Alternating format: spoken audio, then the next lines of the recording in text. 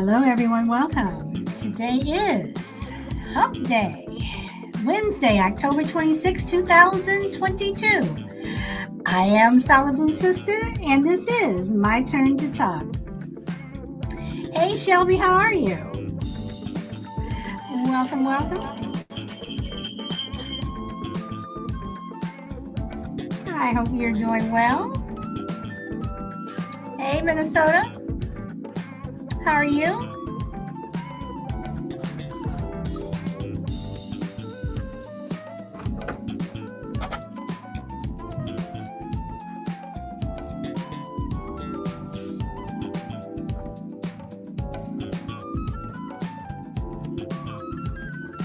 And to anyone who is listening over any other platform, Twitter, Facebook, Twitch, Spotify,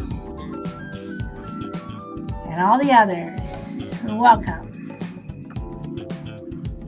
YouTube, all of you, thank you.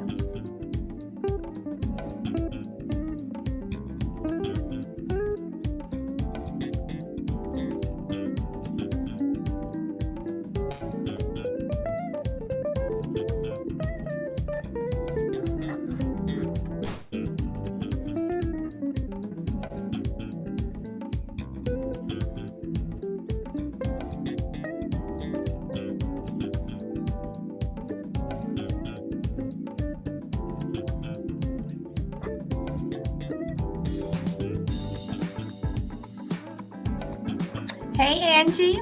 Hey, Frankie. How are you? Rita, welcome. Hello, hello.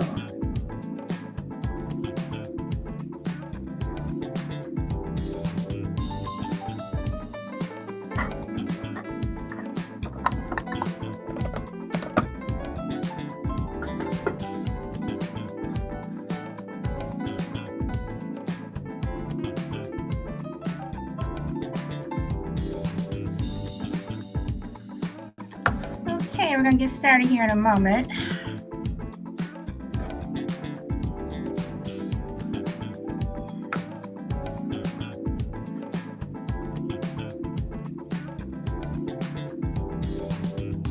Okay, Brina, I will check it. I will check it.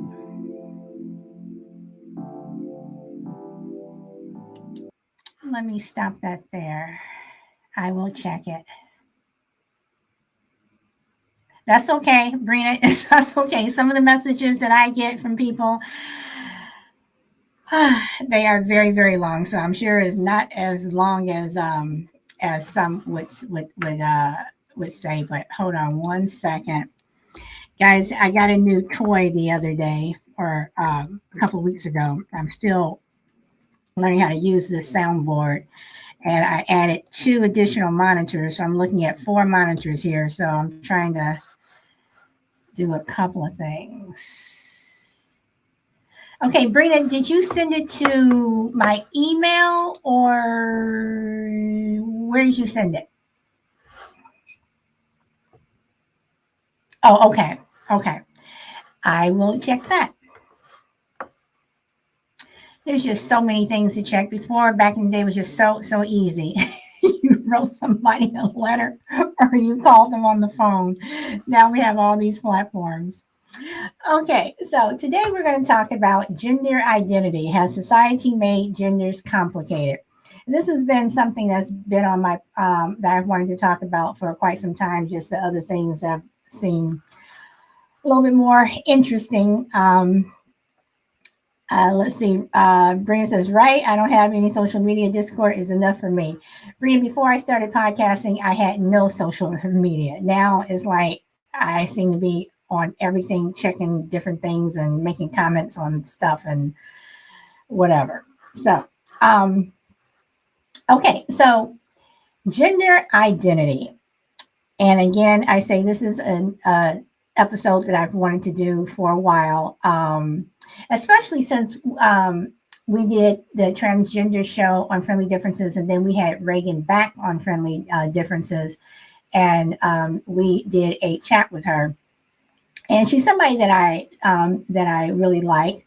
Also, I do have gay friends where I've gone back and forth with them on numerous issues. I've gone back and forth on this subject with some of my heterosexual friends, married, single. I've had this conversation with a lot of different people.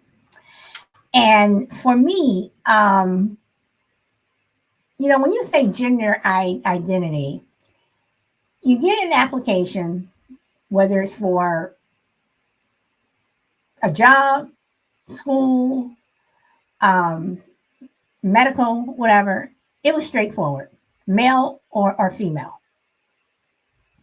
Now we're dealing with not only male and female, but we're dealing with pronouns. We're dealing with, things like same-sex marriage. We're dealing with just a lot of different issues. Same-sex adoptions. I know I'm not saying that right. And when I mean same-sex adoptions, I mean you have, two women or two men adopting. Hey, Dee, welcome. And before, Mrs. Corte, welcome. And before it used to be where, which I thought was wrong, where you could not adopt unless you were married. And when I say married, male, female, you were married.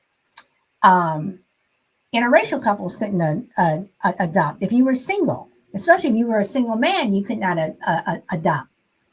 They changed those rules. And for the record, I just want to say I have absolutely no problem. I have absolutely no problem with gay people adopting children. I have no problem with transgender people. I don't have a problem with anybody adopting a child as long as you are giving that child a good home. What I do have a problem with is gender identity in the sense that, what is your pronoun? He, she, they, them, her, him. For me, I think that's gone too far. I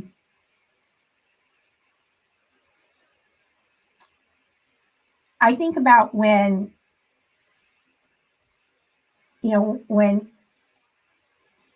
my son is in art school, and he lives on campus, and everything he fills out has to do with a pronoun. And I think it's ridiculous. When his dad and I go up to school to visit him, and even for paperwork we had to fill out, just in terms of, he's no longer a minor, just having access to emergency things, whatever, they're asking us what are our pronouns. And everything seems, especially in California, where it just seems like every time you turn around, somebody wants to know what your pronoun is.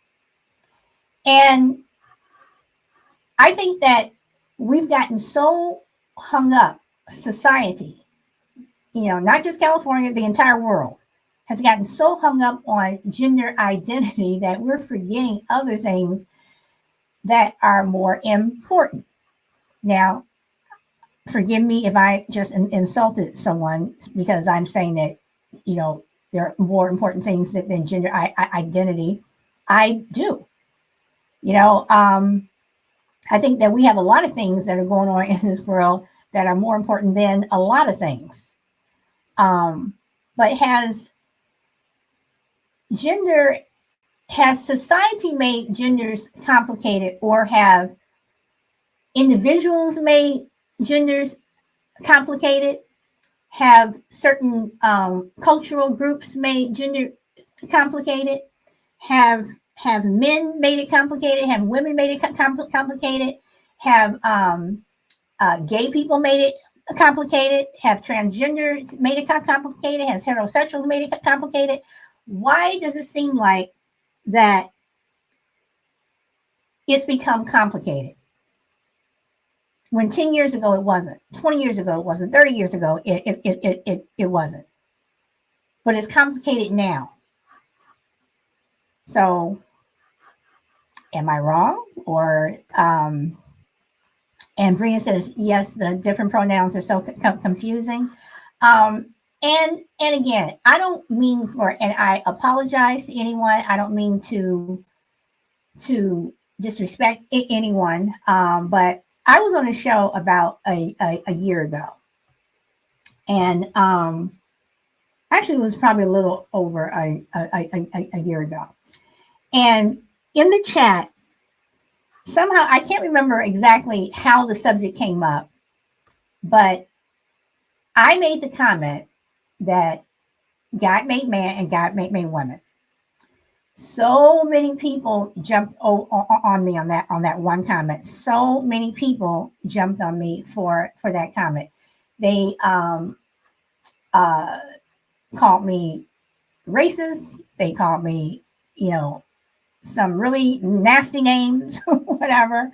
On Twitter, I was blocked by some people who were following me.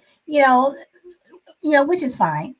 But I do believe when I say God made man and God made woman, I believe in the Bible, and I believe God made us in His image. And I believe that when we go, and not just for changing our sex or anything like that, I think when you get things like you get nose jobs, or you change your look, you get boob jobs, all of this, unless it's not medically necessary. When I say medically necessary, I mean, for me, if you were in a car accident and you had to get plastic surgery or something, I believe that when you change your appearance, you willingly do it. To me, you're telling God He made a mistake, and I don't think God did. I think we all are the way God made us to be. I've said this argument, and people say, "Well, you wear makeup." Yes, I do. Sometimes I do. Most of the times I don't. When I do wear it, it is sparingly, whatever. But I do wear it. So, am I being a hypocrite? So that's where I stand. Shelby says, I think society as a whole has made it complicated. Angie says, I have to say, I do wonder if there was no social media, would everything be so out of control? Angie, and that's another point. If we took away all the social media, would people really care about pronouns? I mean, we would probably still hear it, but would it be so pronounced as it is now? Rena says, it's like everyone needs to be seen or feel special. I get that. Everyone deserves that, but it has gone too far. Okay. Shelby says, I agree with you. Shoot. Okay. Sal, you agree with me? I agree too. Rena says, God doesn't make mistakes. And Angie says, exactly. Wouldn't be so out there.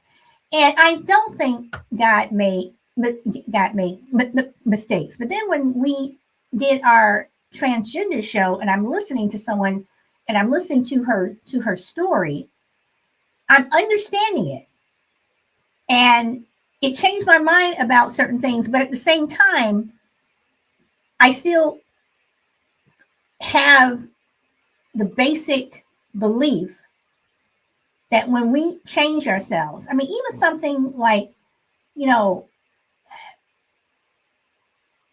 anything where it changes your appearance, to me, you're telling God, if you believe in God, He made a mistake. So if He made a mistake with you, did He make a mistake with the rest of us? Hi, Sunny, welcome. Are all of us mistakes? So we should go and change our appearance? So that's where I stand. And again, I don't mean, Crucible, welcome. I don't mean to be rude to anyone. I'm just telling you guys how I personally feel. Um, yeah. So I've said what I have to say. So does anybody want to pop on the panel or push back on me, saying I'm being rude, say I'm not being rude, say dang solid, that was pretty nasty or whatever. I mean, anybody want to, so, but that's just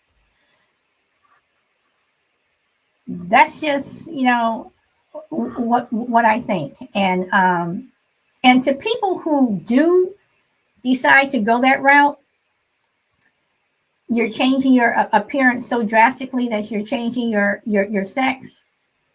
More power to you. If that's what you want to do, that's what you want to do. I'm not going to knock you or anything. I may not agree with you. We could get into a conversation where we may go back and forth, but in the end, it's your choice. In the end, at night when you go to bed, you're the one who is thinking about you and what and your situation. I'm not thinking about you and your situation, just like you're not thinking about me and my situation. You know, but I do believe that when it comes to the where we've gotten to the point where people are actually getting upset if we don't call them the right pronouns. Um, I think it's become a bit complicated. So hold on, Crucible, let me. I think that when people, you know, if I say, does she want to go? And then they're getting upset, you mean they. Well, first of all, the proper sentence, the way to properly say the sentence is she, he. If I'm speaking about a particular individual, I don't want to say, do they want to go? And I'm talking about her or him or she or he. Does she want to go? Does he want to go? I'm not talking about a group of people. A group to me is a they. So once again, I think that we become more complicated just in terms of male and female than we really need to be. And I'll probably lose some listeners over this. I'll probably get some stuff that we talk about on this show, y'all. Some of the emails that I receive, But at the same time, people are listening. So, Crucible, welcome. Hi, Solid. Hi, everyone. I missed your intro. You don't have to repeat it, but I'm kind of picking up on your most recent comments here, and I'm pretty sure we're on the same page. I'll just give my view of it real quick. I agree with you. It has been entirely co-opted by a very small group of people for purposes of a different agenda. I think it's cruel. I think it's inappropriate. I think it's wholly unnecessary that we're having this conversation. There's an old phrase, it goes way back and it shows how old I am. It goes something like, when a situation seems upside down or backwards, it's called the tail is wagging the dog. In other words, everything is backwards. So, this whole thing, I want to be called this or I want to identify as that, it affects probably less than 1% of the population. I don't know for sure, but I think I read something recently that all transgender and all that whole pronoun stuff might affect 0.6% of the population. So the whole thing has to be asked, why are we jumping through all these hoops to do something so inconsequential in the greater scheme of things, so inappropriate and unnecessary for such a tiny group of people who may or may not be well adjusted enough to even be worth the discourse. Okay, all right, and I want to share just briefly. I had this conversation with. Well, I'm sorry. One of my friends, she always knows what the topics are going to be for the day, and she sent me this thing today. We were kind of going back and forth on texting, and she says,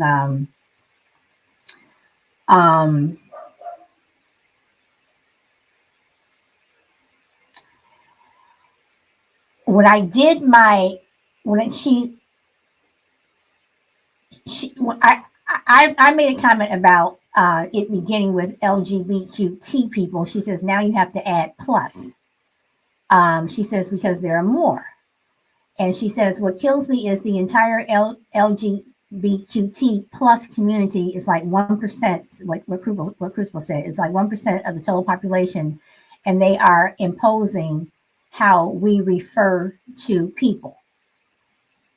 Okay. And I agree, and even if it were 75% of the population, I guess for me, I'm not understanding how we need to, like, I'm not going to get offended if you get my gender wrong. People have gotten my gender wrong before. I've been saying sir before. Oh, sorry. I mean, ma'am, whatever. I mean, I'm not going to get offended if you get my gender wrong.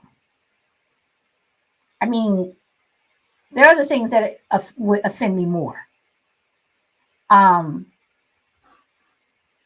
So when you're,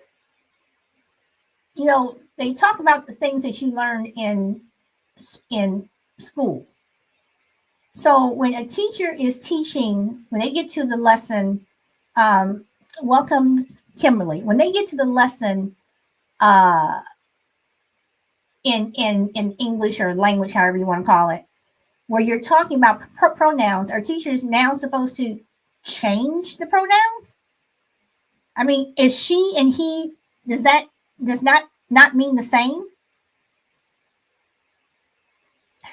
I don't know, guys. I mean, again, like I said, you can live your life however you want.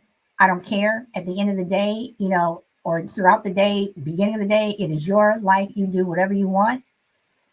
But when it does affect how other people are living theirs, I do have a problem with it. I have a problem with anything that affects how other people are living their life. Let's see, Kimberly is saying, hey, peoples to everyone. And Brina says, I can't even keep up with the new math they have my son doing. I don't even want to talk about them changing pronouns now. Brina, my son is 22 and I couldn't keep up with the new math. So, Crucible, you want to make a comment? Yeah, it strikes me that's what's going on here, and it's happened before in other areas, not too in the fairly recent past. And what is happening, I believe, is because they know this agenda, this topic is probably very unpopular with general population. They've chosen to weaponize it. And what I mean by that is they've weaponized gender in a way that they're being as bold and as aggressive as they possibly can, and they're daring the rest of the population to call them on it. And when the rest of the population calls them on it, you're called a bigot, you're called insensitive, you're called a hater, you're called every name in the book, and everybody does what at that point?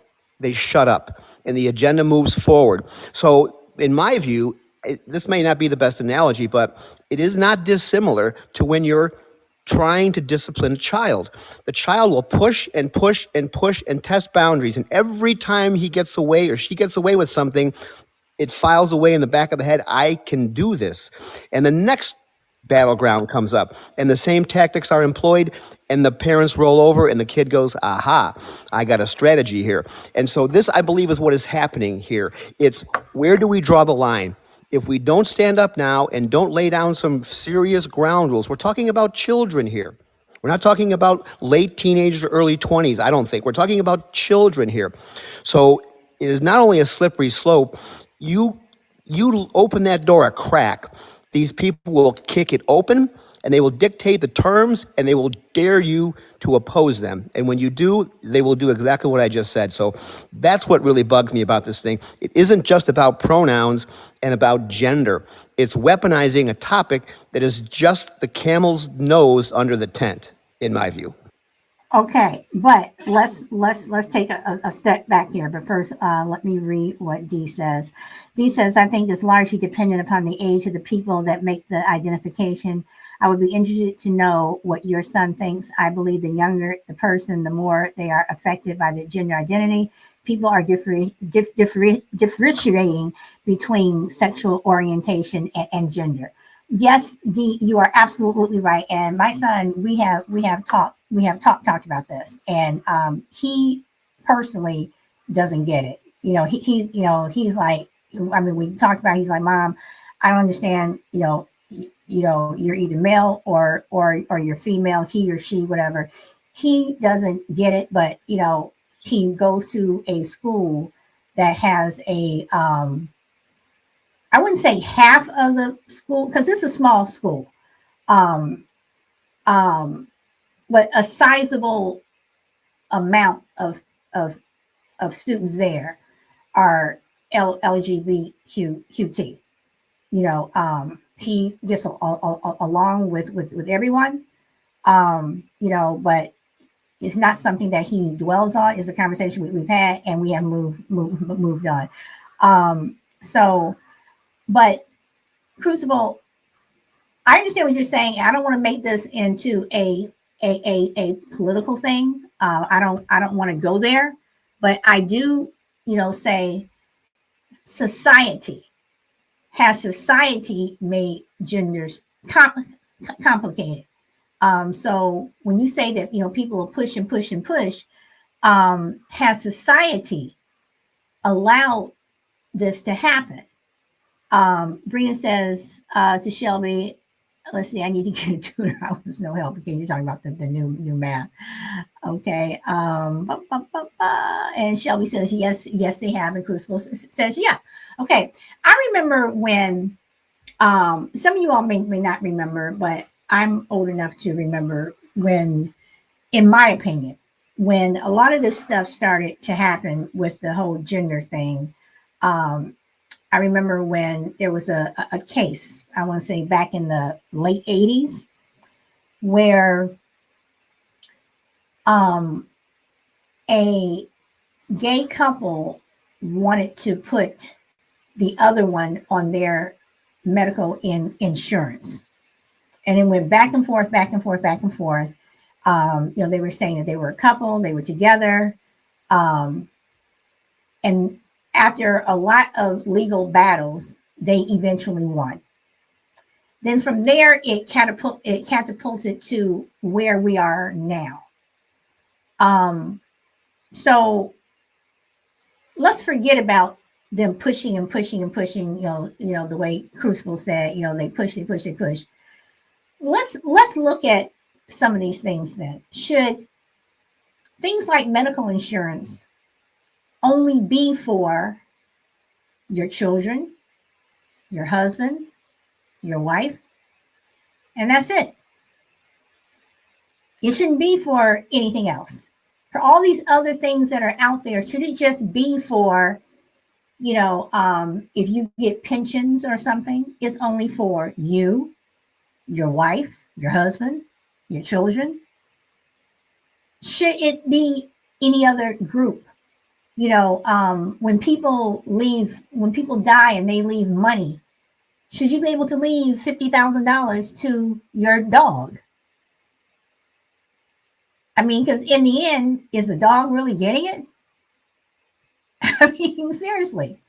So has society made it possible for things like gender and us questioning who we are? Are you a he? Are you a they? Are they a she or him? Whatever.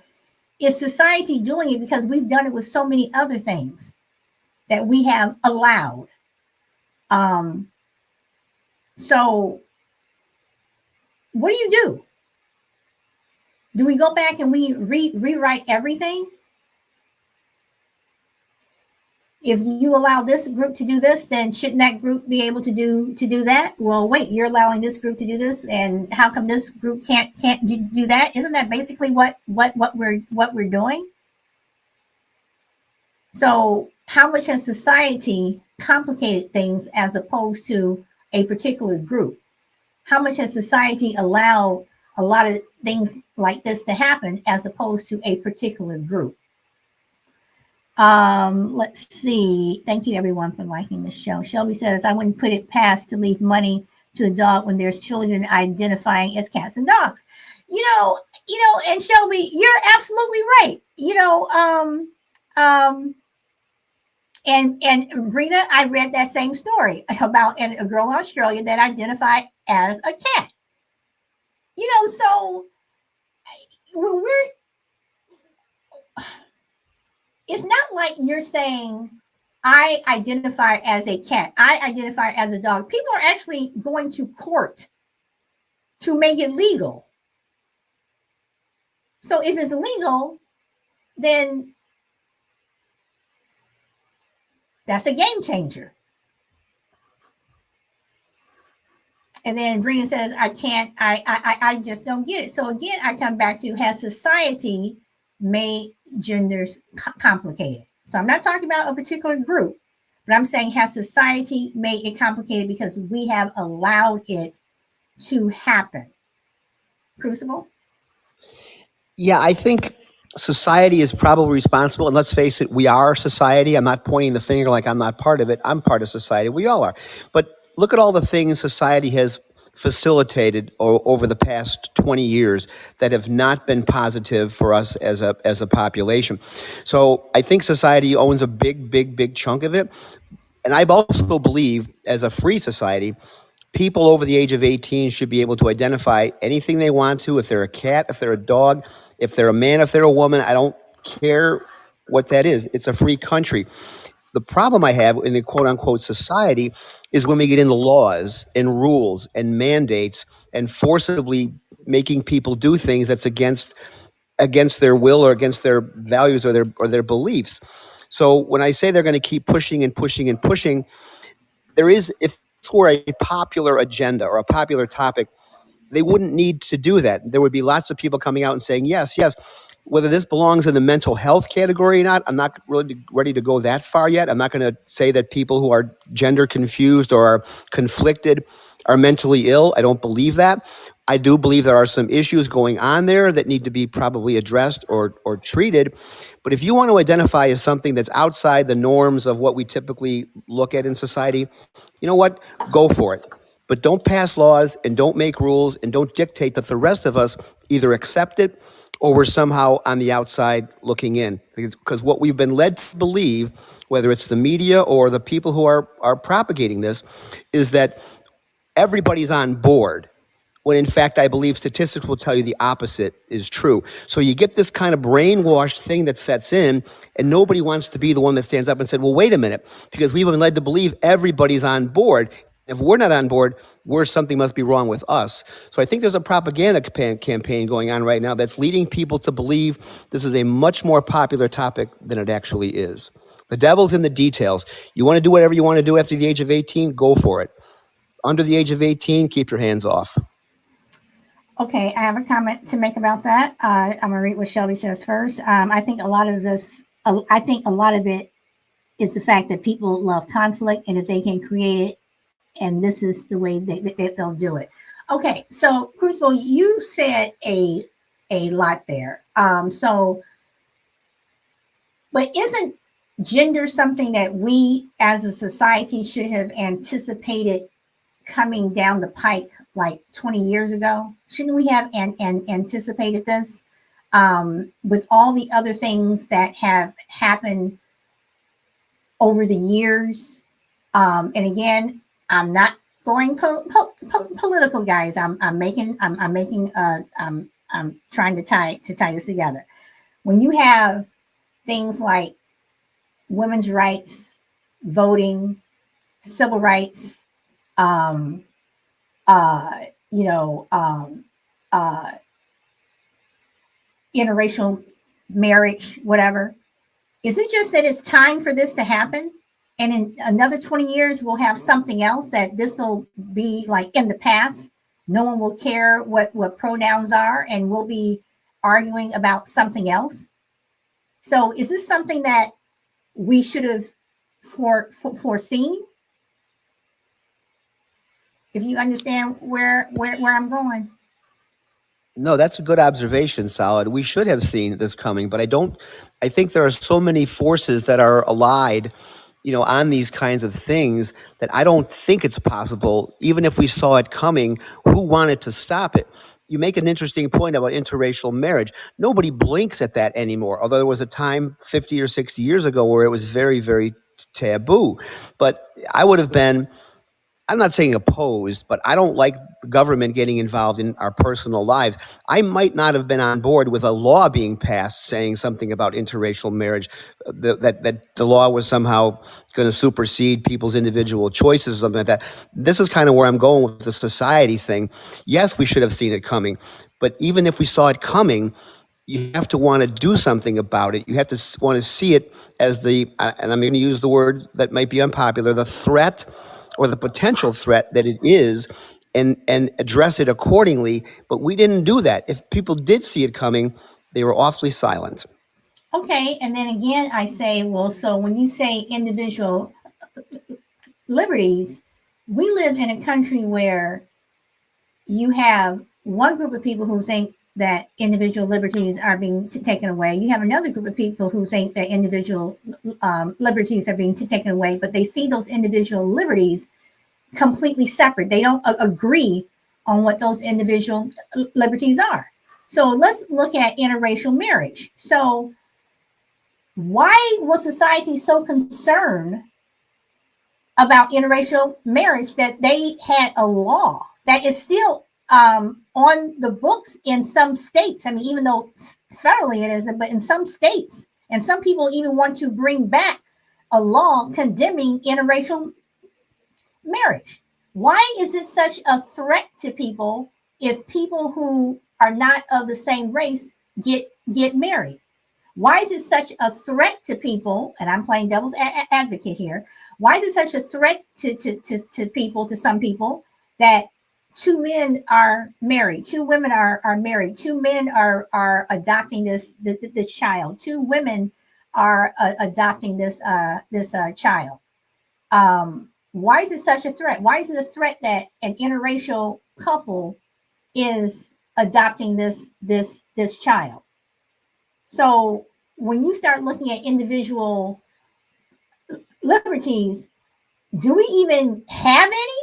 Have we ever? Hasn't the government or somebody always been in our business? Whether it be telling you to wear a mask, telling you to get vaccinated, and I'm not just talking about COVID. I'm talking about polio and Crucible. You and I, we had this conversation. I mean, for us who are old enough, who have that vaccination shot that is on our arm, you know, you know, have we ever had a time when the government was not in our business? So for something like gender identity, that's why I said in 20 years, next year, 2 years from now, tomorrow, it'll be something different. Crucible says ignorance, bigotry. Crazy Kyle says population control and official welcome to Crazy Kyle, Raccoon 6, and Power Girl. I just typed in the welcome. And Raccoon says it's all about power, money, and control.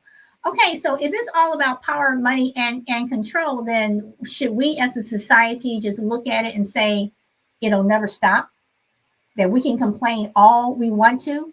We can pick it in the streets. We can be mad at this group. We can be mad at that group, but it's never going to change because the bottom line is, aren't we all in the same boat?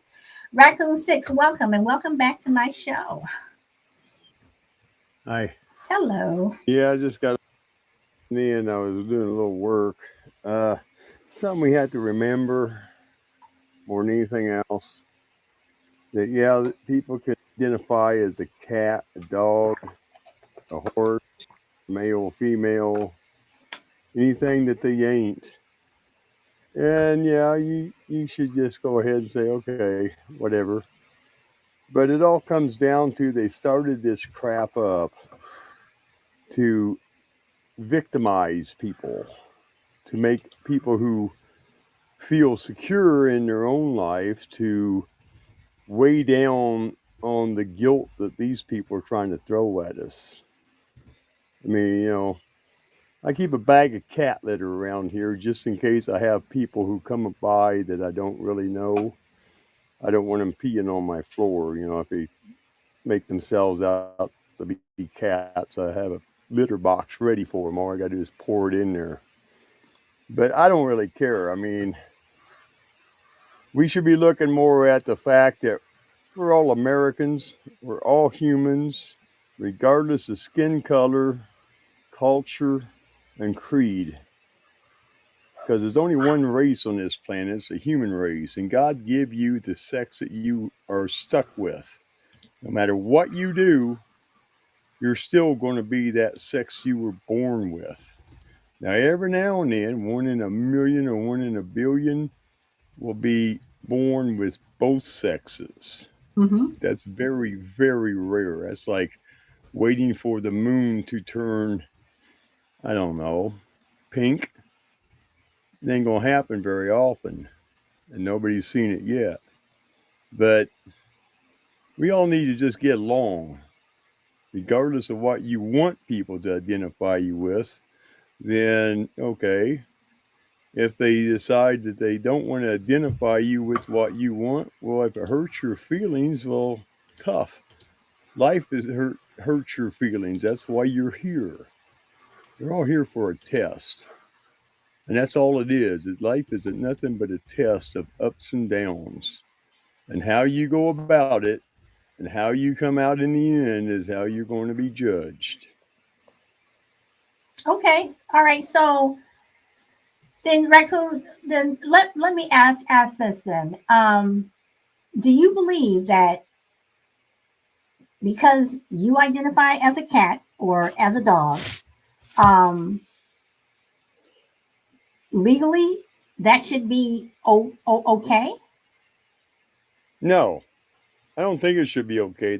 Every time the government says, I'm here to help, you should run in terror because they're going to take something away from you that you hold dearly. Okay, we have a right, we have a First Amendment right that gives us the right to voice our opinions. But nowadays, people don't want to hear the opinions. They get all upset. They want to beat you up. They want to spit on you or whatever. Those are people who have low self esteem. They have to identify with something or not because they can't quite grasp the concept. It's all in the mind, and we've been brainwashed throughout generations for this moment in time we're facing right now. People running around right now in my town still wearing masks, got their windows rolled up, and they're only one in the car. What are they afraid of? A mask is a symbol of slavery. When they had slaves, they put a mask on them. The reason they put a mask on them is on account they didn't want them talking to each other, or if they were talking, they were pretty much not being able to be understood because the mask battens down their voice. And that's what it's all about. Put the mask on and shut them up. And that's what they're doing to them. That's what they did in 1919 with the daggone Spanish flu. That was another big scam because they wanted to control people, and it was their time. The elite wanted to have control of the people. If you think you're free, think again because everything you're buying, everything you do in your life, regardless of how you think about it, is being controlled by the elite and the government who are bought out by the elite. They're trying to control you to keep you in the minion state. And if you decide you want to break away, they either get rid of you, throw you in jail, or they chastise you so bad nobody will even look at you because you're not playing along with the narrative. It's all about complying. If you comply, everything's fine. If you don't, your life is a living hell sometimes. But the thing we have to remember is we have certain freedoms that they can't touch. One of them is the freedom of thought. However, you use your freedom of thought, that depends on you. It's like one show used to say a long time ago, and everybody laughed about it. It's your choice. Choose wisely. Okay. All right. And to Crazy Cow and D, totally understand. See, Ralph Williams says blood tests, SAT tests. So when you look at all of this, does society, and I did not want to do a political show, y'all. I really didn't. But does society, how do I want to put this? Isn't the government society in the sense that the people who we elect to put into office are making these laws and these rules and making it okay for people to do certain things? Like I said before, I die, I leave $50,000 to my 3 dogs, and legally I'm able to do that. Legally, my will is allowing me to do that. So where do we stop? Is it with the people that we elect, who are making these rules? But then we're going to get into an argument on who's the best person. Or do we as individuals say that it doesn't make sense for me to identify as a cat? I was born a female. I should stay a female. I shouldn't, do this. I shouldn't do that. And even and regularly, I'm even going to go, to address the mask thing. I am somebody that wears a mask. I do it mainly because people are nasty. People are just nasty. And I have been coughed on. I have been sneezed on. It's just gross to me, and I don't want to inhale any of your, whatever you are doing. But I understand what you're saying. I understand what you are saying totally. But do we as a society, are we the main problem? Are we the problem that we're in the state that we're in? Are we the problem that, we're arguing over pronouns? That we're arguing over, should people be able to change their sex? Should people be able to adopt, this person or adopt that person, because, it's two men, whatever,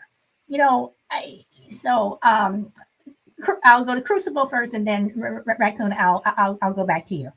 Crucible?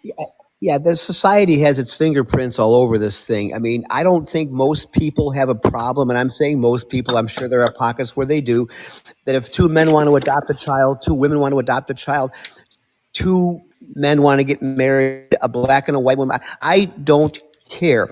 What I draw the line is when these groups, and there's always going to be disaffected groups, always going to be groups that feel that they're being marginalized, that they're on the fringes, and their voices are not being heard. That's part of who we are as a society today.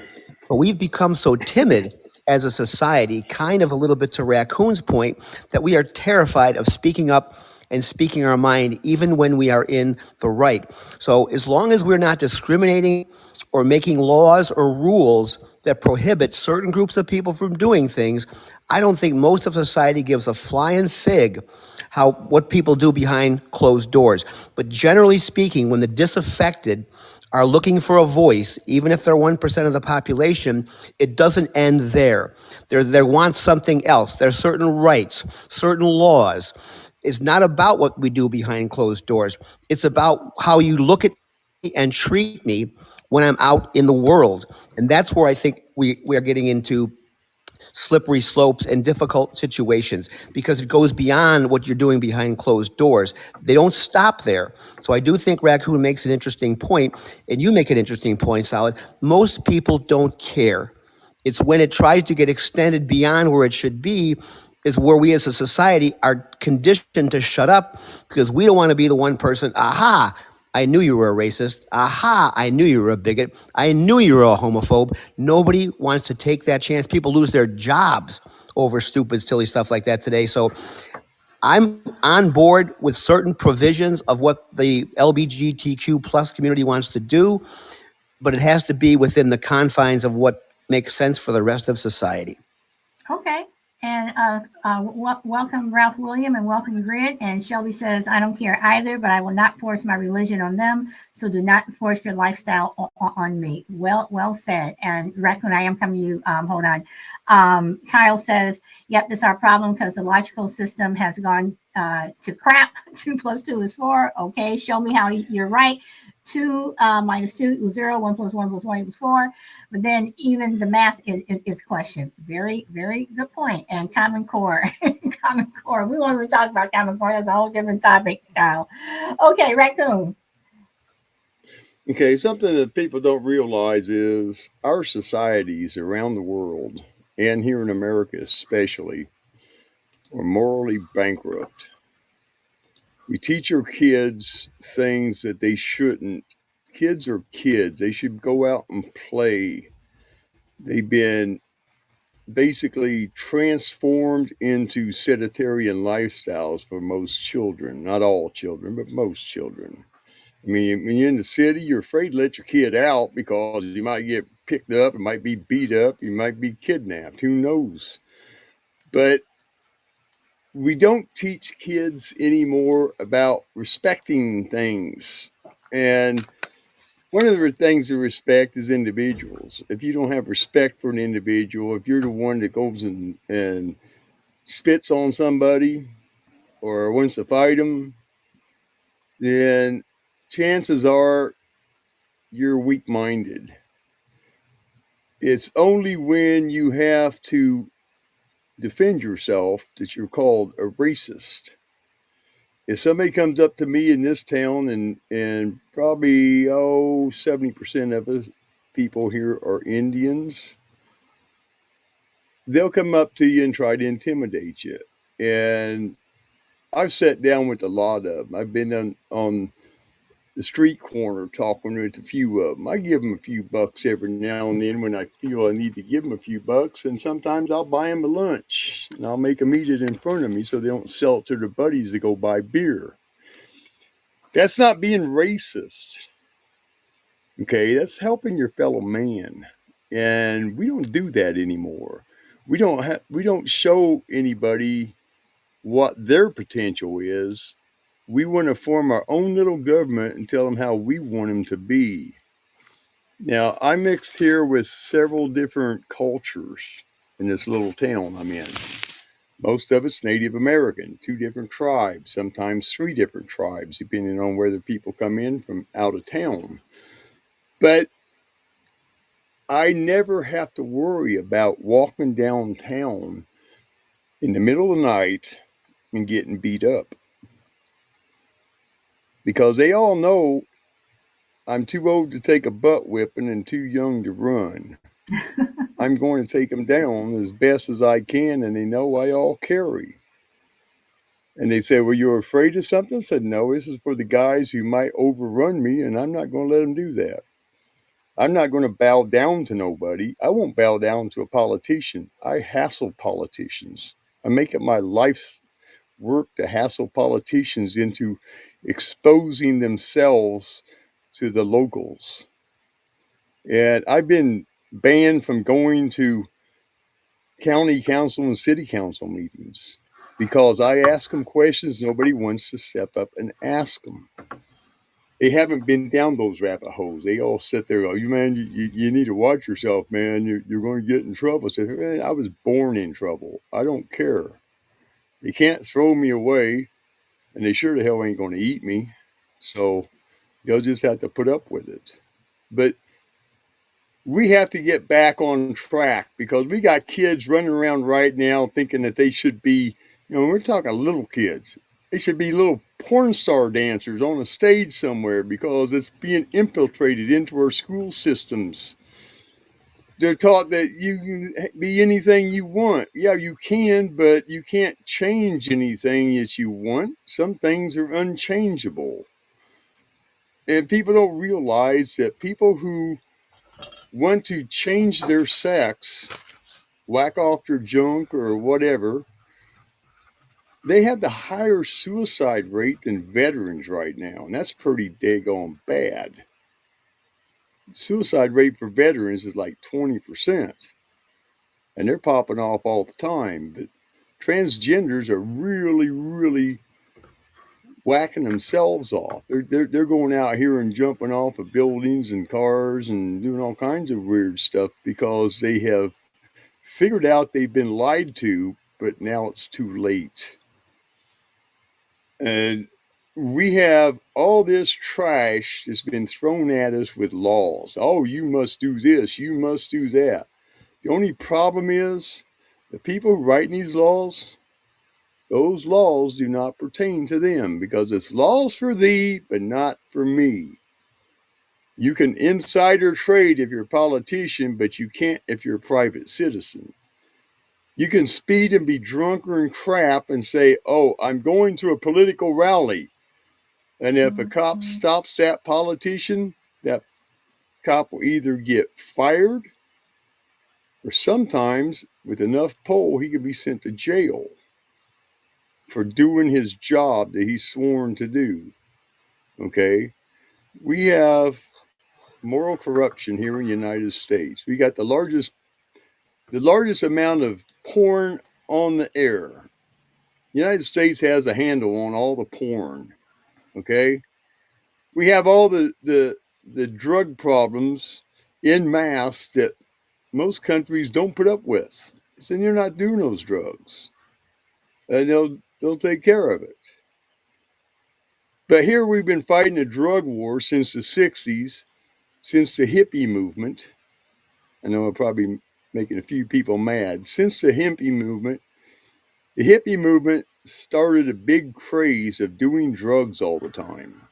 And I was part of that for a little while before I wised up. But some of those old hippies are now the people in control. They're the ones who are doing the coke, but you can't. They're the ones that are doing all kinds of other things that are supposed to be immoral. They're doing it because they're in the upper crust.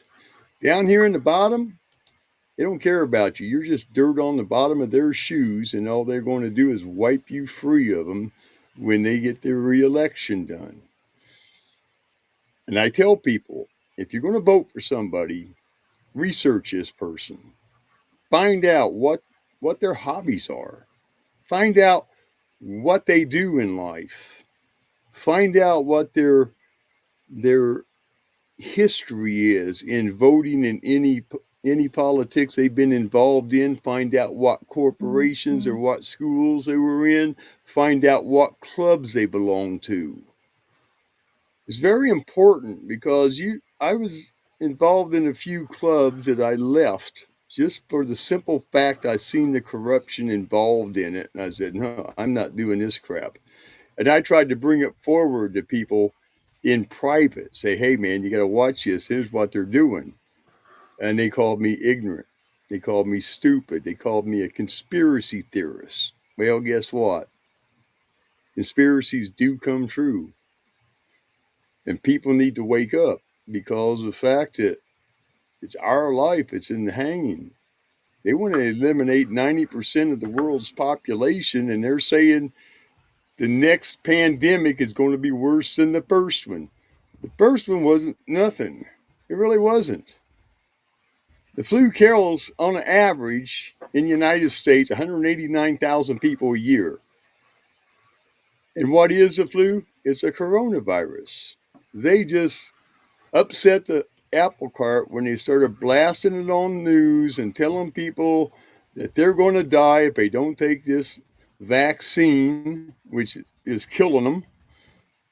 And everybody said, well, I don't want to die. Well, sooner or later, you're going to die. There ain't a damn thing you can do about it.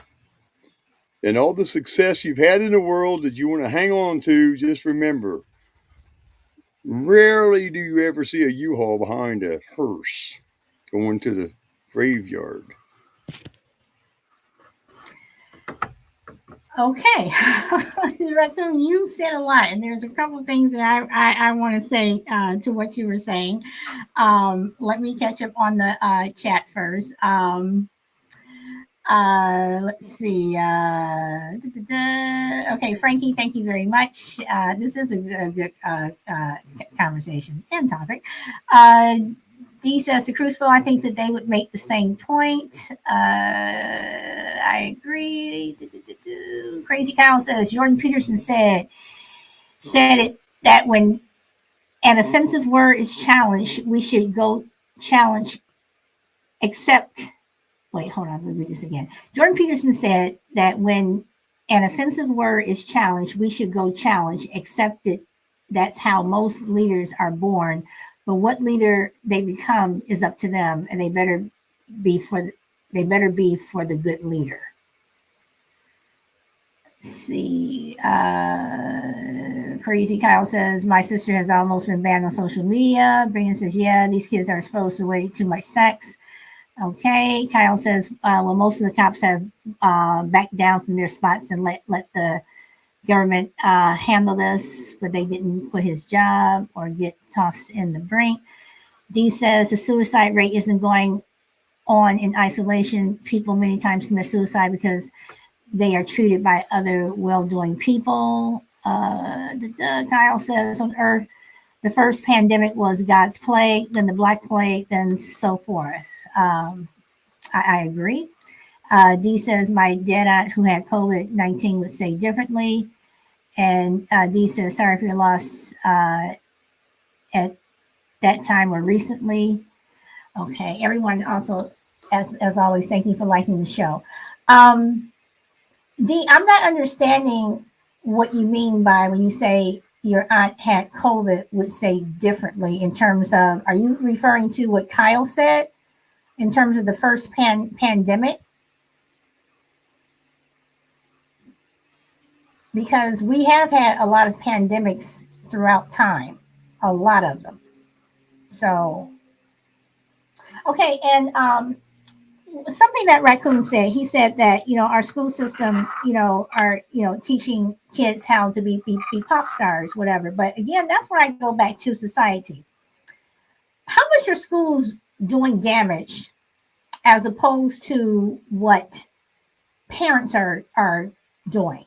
And I say that because when my son was little, I didn't stick a phone in his hand every time, he was getting fidgety or, he may have started to cry or something like that. I didn't stick a phone in his hand. I gave him a book. I gave him crayons and paper where you can draw, he didn't, but you see, how many kids do you see when you go out to the store? Hey, Doss, welcome. How many people do you see when you go out to the store? They're sticking, their kids are in the strollers with phones, or they're sitting there while they're waiting for you to check out or something. They're playing with a phone. So is it schools that are doing a lot of the damage, or is it parents?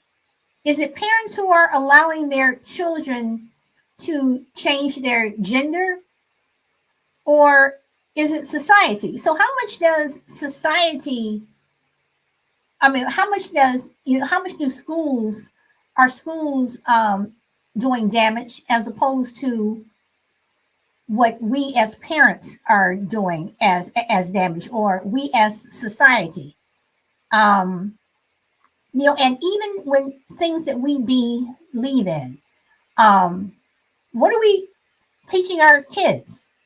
How many people live in a household where, when you vote for someone that, you're basically telling your kid who to vote for, whatever, and it so forth and so on. I don't do that in my household. You go look up who you want to vote for. These are the people who are running, whatever you choose.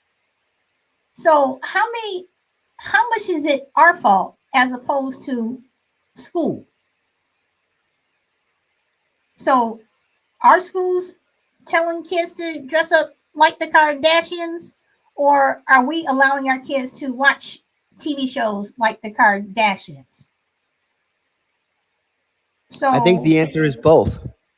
okay, but But Crucible, but how much? But okay, but again, I'm going to push back on how much is it schools, and how much well, is it you? I mean, because even when it comes to schools, you can choose to pull your kid out of school. So Well, there was recently, I think it was down in, I want to say Georgia. I could have the state wrong, but it was just a couple weeks ago, where there was a high school. I was a grammar school. It wasn't a high school. It was a grammar school, a grade school, I should say.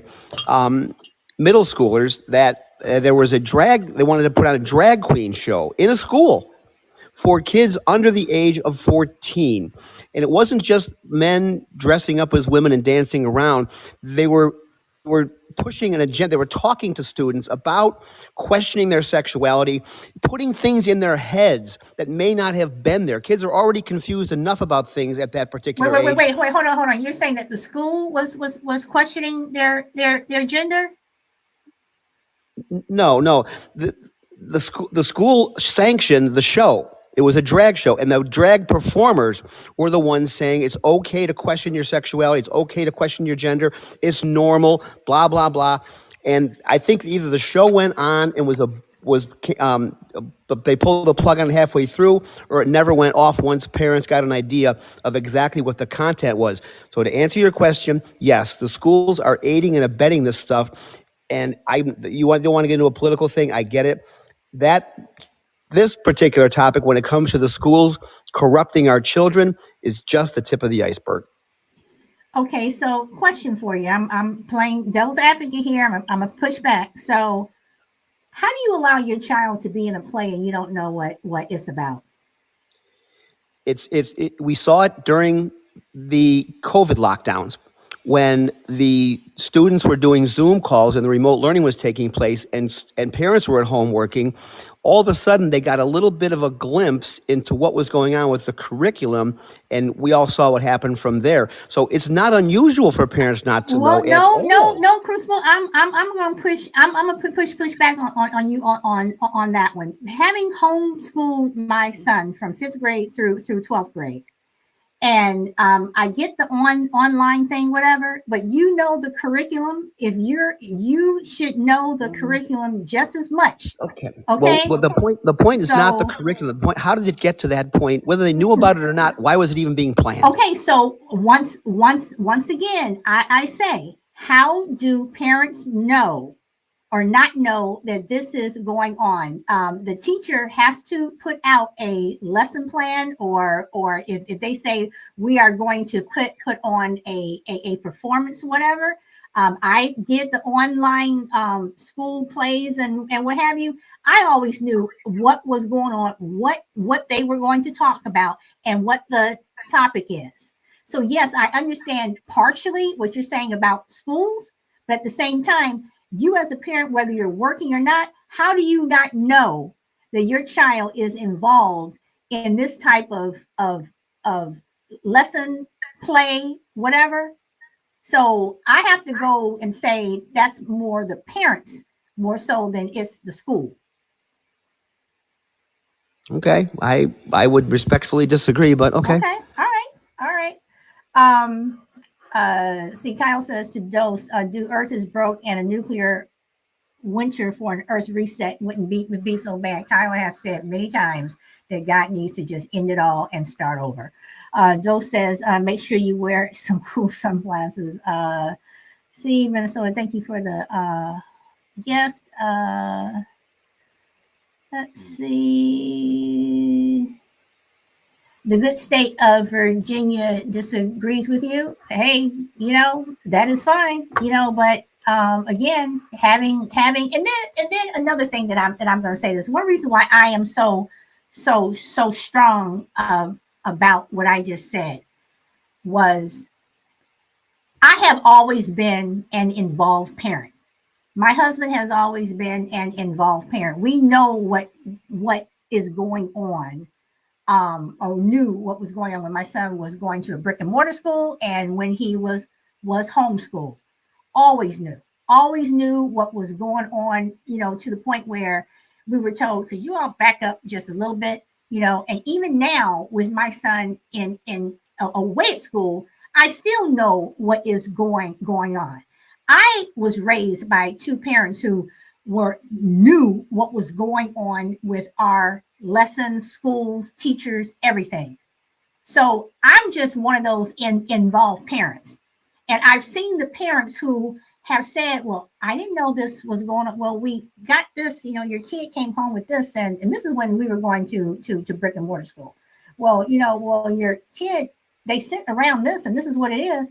Oh, I didn't see it, or he didn't see whatever. I mean, even now I'm asking my son, it's like, is there something that I need? Am I seeing everything? Because I don't want you to pop up saying, hey, I need this, or can you do this for me? And it's the last minute. I was one of those parents like, did you get anything, whatever, or we're going on this field trip? Okay, I need to do. Did you bring home any paperwork? So how much, again, Crucible, that's when I say I'm pushing back, whatever. I understand about the remote learning, but I've done remote learning. I did it for eight years.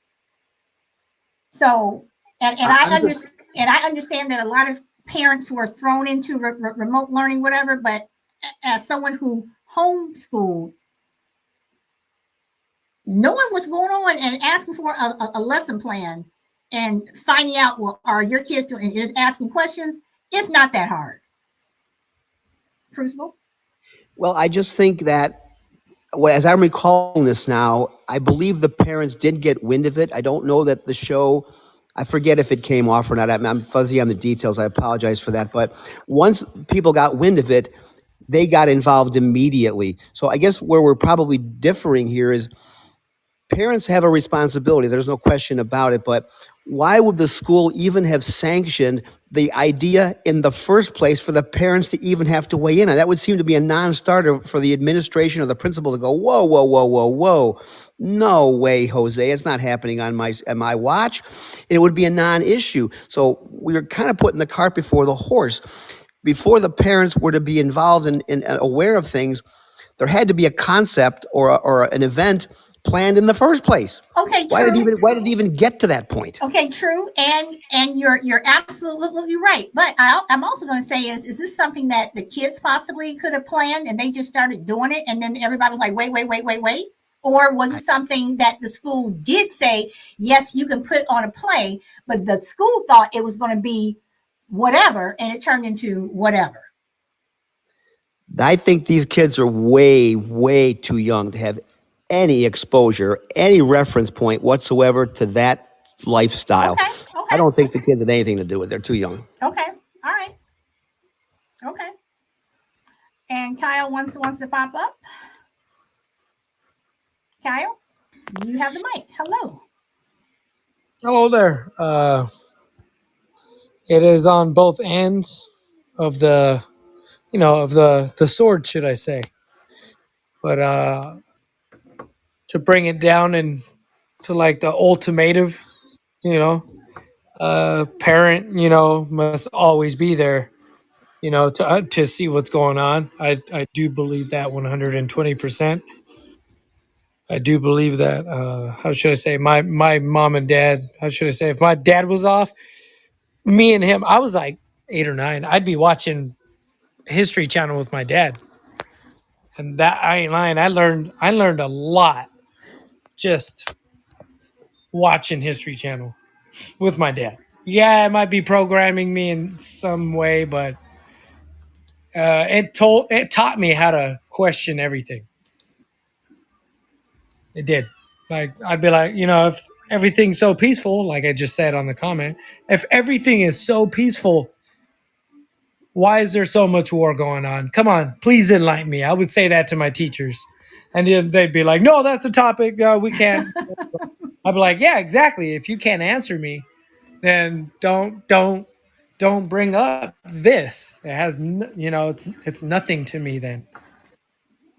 And so, like my dad always taught me how to My dad and mom always taught me how to fight back to any curriculum that was retarded.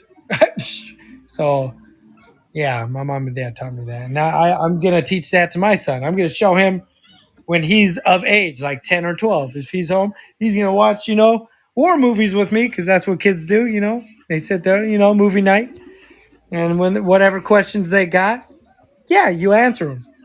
But Kyle, let me ask this, okay? And this is for anyone. Okay, so let's say everyone takes their child out of regular school, out of a brick and mortar school. Everybody decides I'm going to homeschool my child or my children. We all have different beliefs. We come from different cultures. We vote for different people. We grew up differently, whatever. Is that going to be any better? Meaning that you have someone who strongly believes this particular thing. You have people who don't like a certain group of people. You have people who do like a certain group of people. You have people who, change their genders, have changed the way they look, just change everything. You have people who just believe different things, and they're teaching children. Is that going to be any better? In your opinion, meaning if everyone decided to homeschool their children, there were no more private schools, public schools. Everyone just taught their children at home, and with all of us believing so many different things, is that any better than keeping your child in a regular school? I don't believe it's any better or worse, but the only bad part is that they're just going to have miscommunication with shit like friends or coworkers. That's like the only absolute like problem that they're going to have, but there are ways to get over that. It's always be there to, question them question them over everything and have them ask you questions. Communication is always key. And that's how we got to beat this. Okay. All right. And Crucible, since you're on the panel, I'm going to ask you the same question. Communication. Crucible, you there? Yeah, I'm sorry. Could you repeat the question? Okay, Kyle, I'm going to mute you for a moment. Basically, if everyone took their kid out of school, no more schools, no more private schools, public schools, whatever, and we all decided to homeschool our kids. We all come from different backgrounds. We believe certain things. You think that's going to be better for our children or worse? Worse in a lot of ways, I think, because first of all, you'd have to kind of concoct some sort of a social construct for how his kids interact with each other and socialize. No, I'm not talking about the social part. I'm talking about. Well, I'm talking about. It. Well, wait, hold on. But I'm talking about teaching. I'm talking about. Well, as long as they're okay. Go ahead. No, I'm just saying. I'm talking about what you're teaching your child. So you're still teaching them. You're teaching them history. You're teaching them language. You're teaching them all of the math and whatever. Is that better or is it worse? In some ways it's better, in some ways it's worse. As long as there's a consistent curriculum throughout each homeschooling situation, I think that's probably fine. But you run the risk, just like with teachers these days, I don't care what side of the aisle you're on, they tend to push agendas, whether it's on one side or the other. What's to stop a parent from pushing an agenda? There's no other students in the class. There's no outside external review board watching what you're doing. You can tell your child anything you want as far as your worldview, politics, society, and there's no checks and balances on you. So I think DMAC typed in the chat, we do need teachers. As much as I have issues with teachers these days, particularly the public school system, I think there has to be some overarching governing influence, because left to their own devices, you might just be creating the same problem in a different way on a more individual basis. But I think there has to be some consistency, and you don't get that on a one-on-one basis, I don't think. Okay, as a homeschool parent, there was a curriculum that we had to follow, whatever. And there was we had truant officers and what have you. If your child was not in school, you better believe that they, missed three times. Somebody was knocking on your door.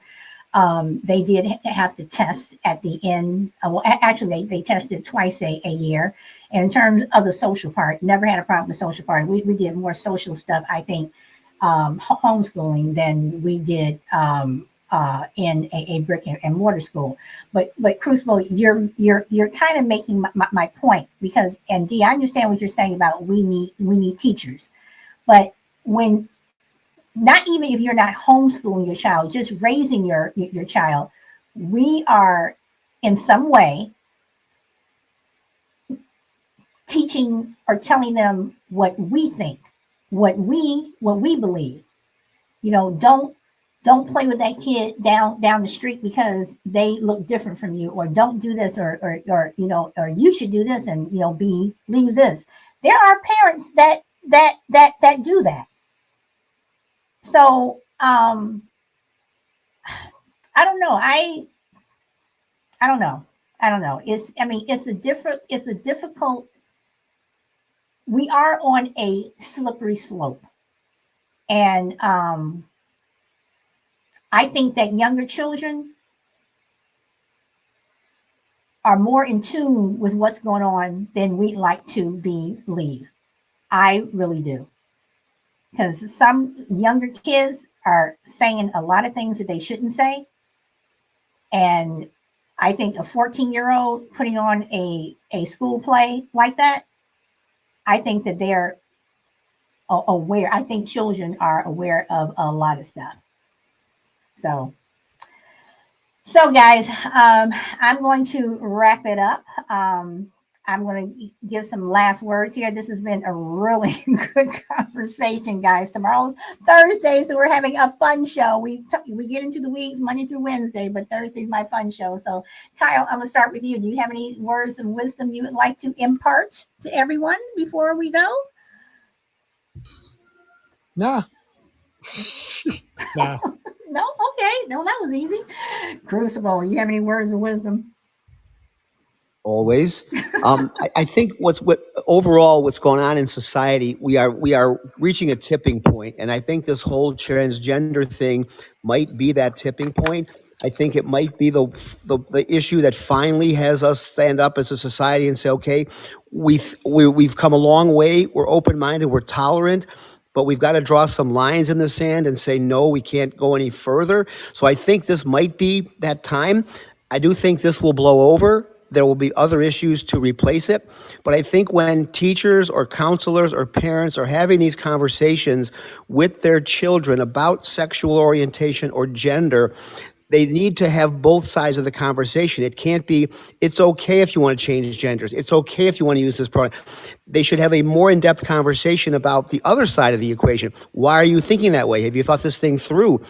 Because the other issue is also counsel them on your sexuality and your gender preference. Your pronoun is only one tiny element of who you are as a person. It's not your entire identity. Do not insist on seeing the world through such a narrow lens. It's one part of your person. It's one part of who you are.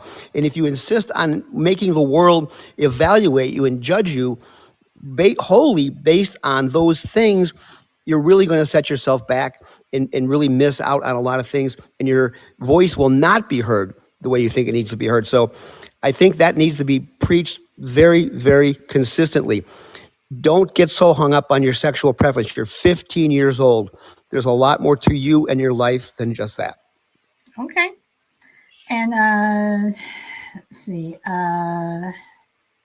Dee says, if you are good at teaching mathematics, I want you teaching it someone else for reading. Tell me what you learned at school. That's a good question. Dee says, yes, kids are getting those prejudices from who socialized them. Kyle says, my son's good at math language, so he is a genius, a freaking genius, but I'm good at language. Dee says, I agree that some kids are aware as well. They were probably watching Drag Race. Crazy Kyle says, be ready on always firing back. Positivity. And Joe says, Crucible, 100%. So he agrees with you. So, everyone, again, thank you so much. I appreciate you guys. Our show went longer than an hour. Shelby. And on that note, guys, I hope to see you tomorrow. Again, it is our fun, silly show. So the topic is a little silly, but it's to kind of break up all the, just have some fun. So on that note, Kyle and Crucible and Raccoon, thank you very much for popping up on the panel, and everyone else, thank you. I appreciate you guys showing up. Dose, Grid, Shelby, Power Girl, D, Brina, and Kimberly was here. Angie, Frankie, Minnesota, and I know, and Power Girl. I'm always forgetting someone. So on that note, guys, enjoy your day or evening wherever you are in the world. Go where the wind takes you, and I hope to see you tomorrow. Bye.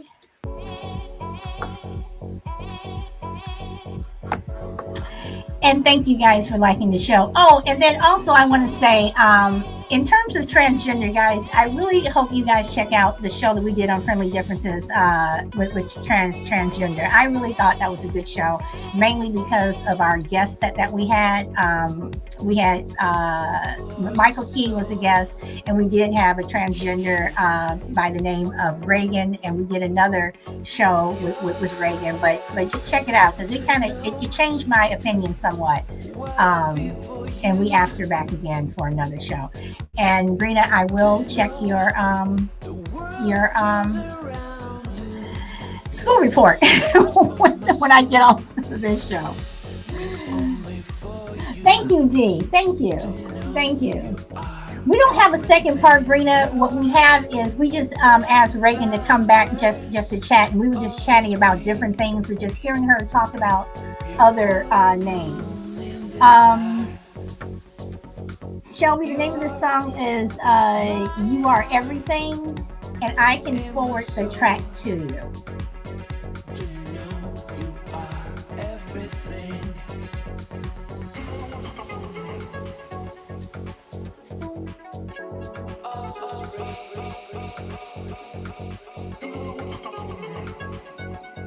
You really like it? Oh, so like.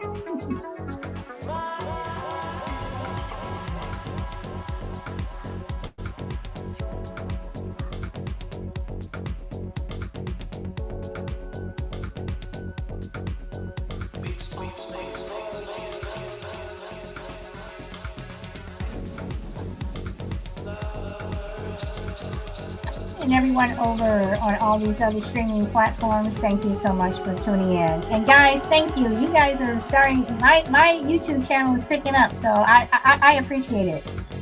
The Slap Show got almost 300 views.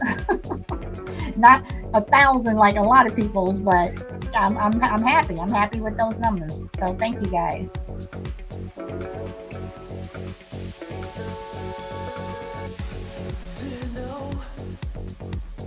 What I feel for you. Do you know the world turns around you? This heart of my soul beats only for you. Do you know you are everything? You're the flowers of the spring. You're full You're my heart and my soul. Do you know you are everything?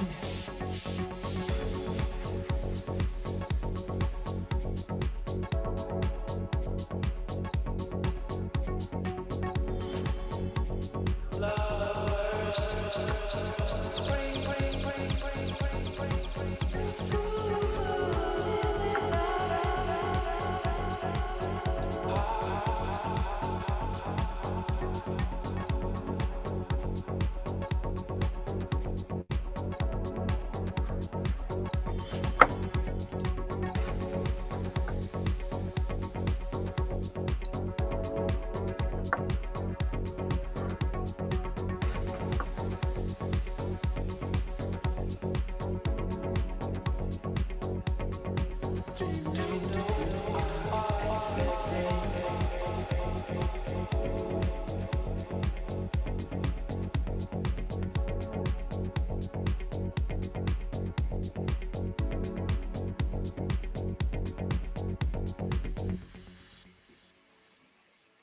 Okay, everyone. And on that note, I'll say have a good evening, and I hope to see you tomorrow.